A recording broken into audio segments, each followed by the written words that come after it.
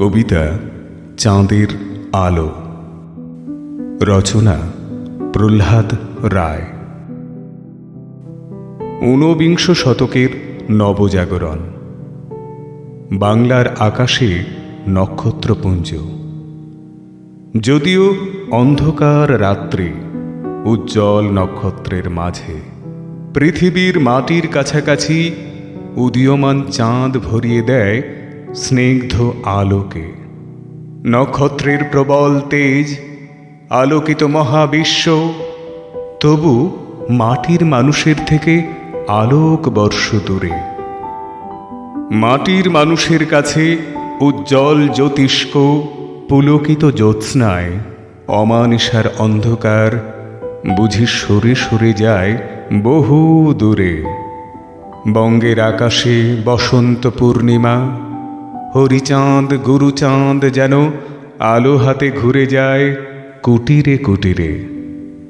চোখ বন্ধ রাখা অন্ধের মতো গভীর নিঃশ্বাসে সাড়া পড়ে ভাঙা ঘরে এসে গেছে চাঁদের আলোকিত উদ্দাম তরঙ্গ রাশি।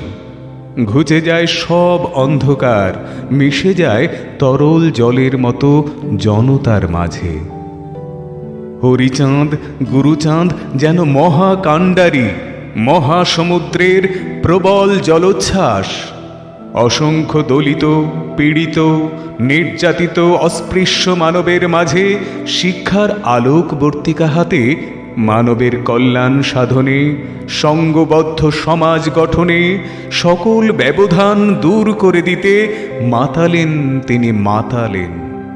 জনতার রাশি সর্বমানবে সংহতির মন্ত্রে আজ তারা মত্ত।